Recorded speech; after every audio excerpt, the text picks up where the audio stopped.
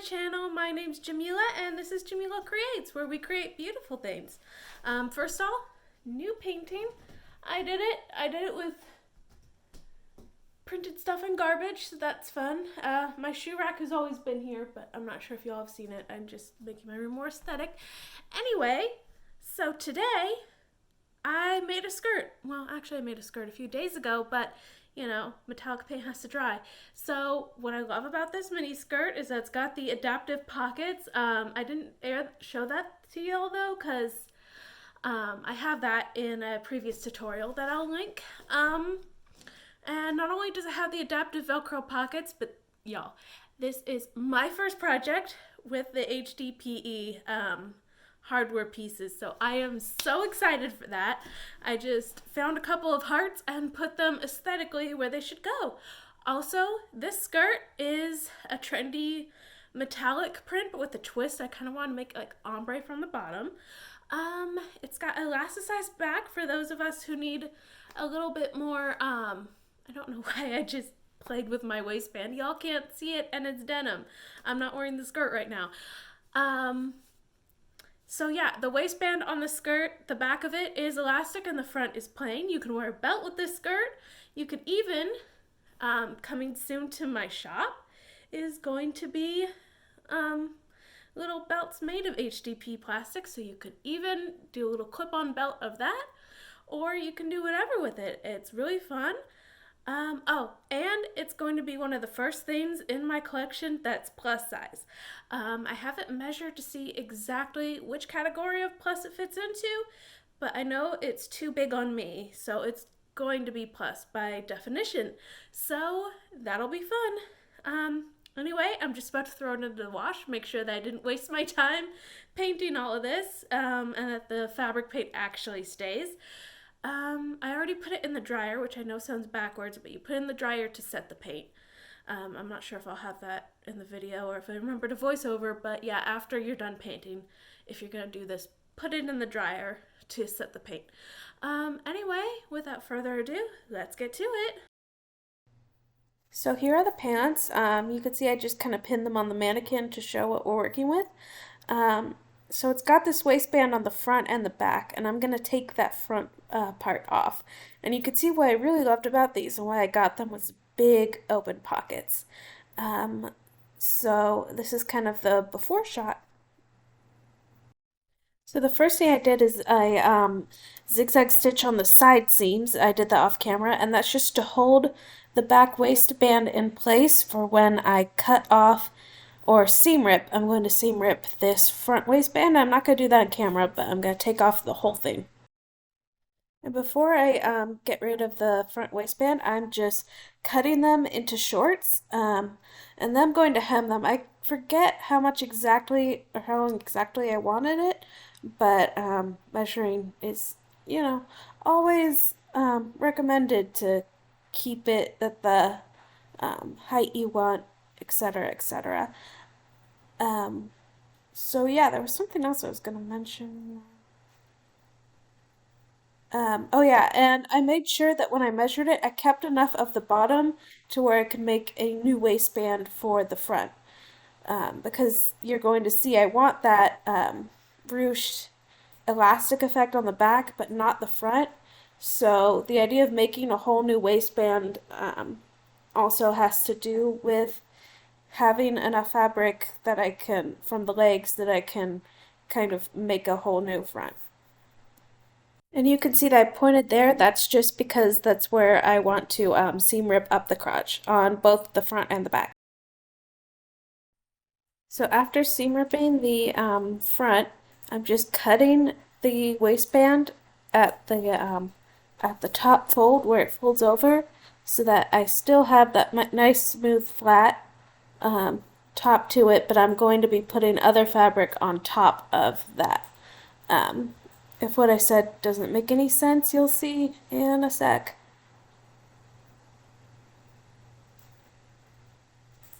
But yeah, and as for the sides, I'm just snipping them off, and that's where that zigzag stitch I did earlier comes in handy. And I'm trying to see if I can have some parts of it lay flat and some parts not. And then here I'm just pinching together the crotch spaces because I also seam ripped up those up to where it stopped the curve, but now I'm cutting it even and seeing how I want to place that. And I think what I ended up doing was putting some fabric in the middle and then top stitching that. And then um, when I tried it on, I had to kind of reduce how much fabric I put in there. But for now, it's just a triangle that I'm just going to use a double needle to, or no, it's just one needle, that I'm just going to do a regular straight stitch over top of. And you can see I'm just adjusting that shape, and I'm just going to use it as a triangle until I stitch it in there, and then I'll cut it and try. Alright, so here's that front seam. I just used a big rectangle of scrap fabric from the legs of the pants, put them in and did a double needle stitch here, and then my little trick is that I like to cap my seams off with a thin zigzag stitch as kind of in place for a bar tack. I didn't do it on the bottoms though because the hem will cover that. And then on the inside, before I trim down the rectangle into a triangle, I just did a little zigzag stitch here. You don't have to do that because you can see that the double needle makes its own little zigzag, but because I am planning on sewing this, I really didn't want fraying problems, so I decided to do it twice, and that's the front. And on the back I did the same thing, except there was no rectangle. I could just sew one half to the other because it was loose enough. So in the true spirit of upcycling, I am just taking the pant hem, and that's going to be my waistband because I measured it out and it was the same height as the back waistband. So I'm just taking it off of either side. This solution will have extras on or require me to do some patchwork sewing, as I'll show you in the next scene, but that's okay.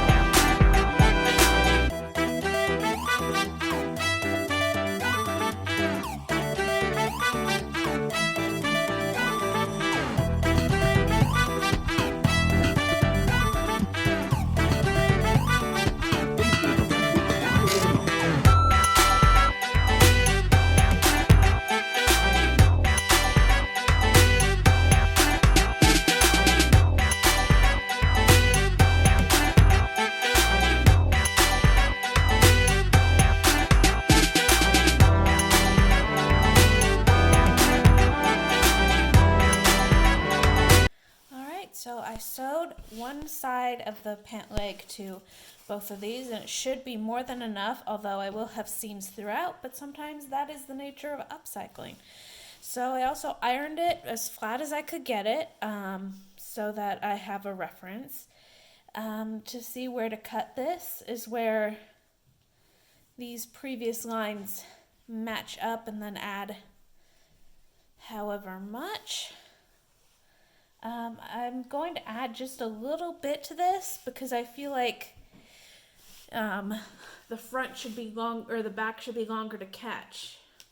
Like the back, you might need more space so that if you're sewing from the front, you could still catch it on the back a little. So that's what I'm going to do, is I'm just going to mark these edges with my incredibly leaky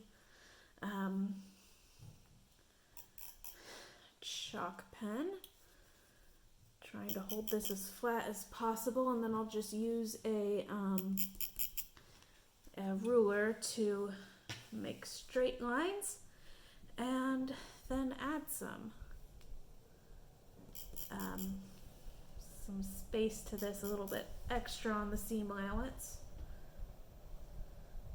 Okay.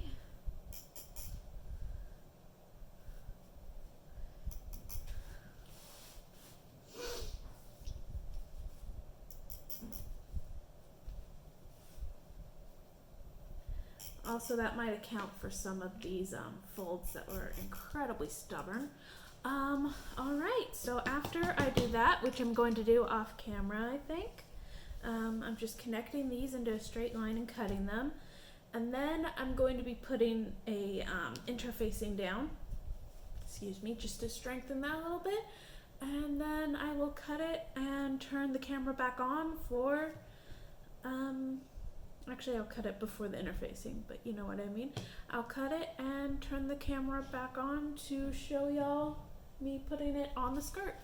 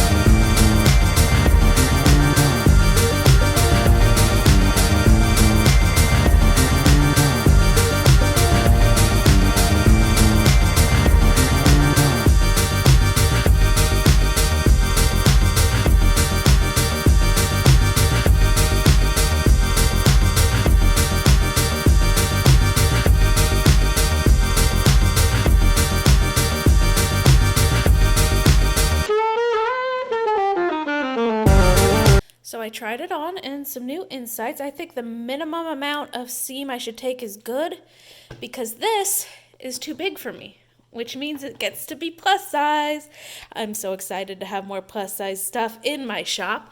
So, given that I think this would be a size 20 at least, I'm just going to cut this straight or at least with less of a dramatic dip down the center back, and do the minimum hem here. But first, I noticed that this did not fit me, so I'm going to do a couple of decorative looking diamond colored or sapphire colored stitches to just kind of cover that up. Alright, I'm going to stop for today because all I have left to do is the buttons and the paint. But as you can see, I put a little flap on this, but other than that, it's just the same cargo pant technique that I have in a previous video. And yeah, I'm going to paint it tomorrow, and I'm also going to make the button tomorrow. I might not finish painting it tomorrow, but I'm going to plastic smith a cute little set of matching buttons. I just need to find some blue plastic.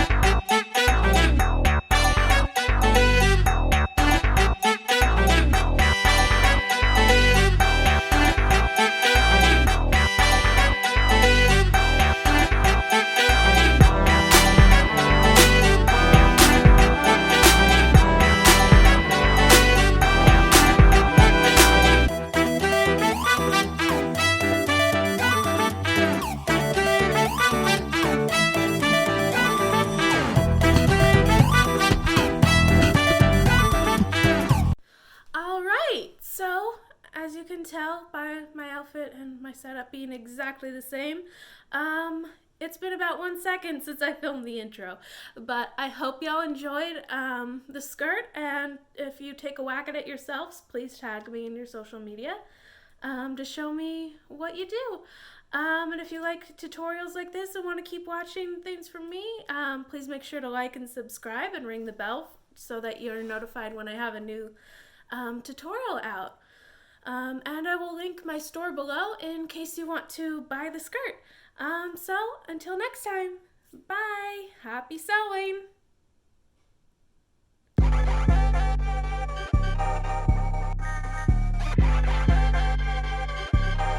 Magnificent.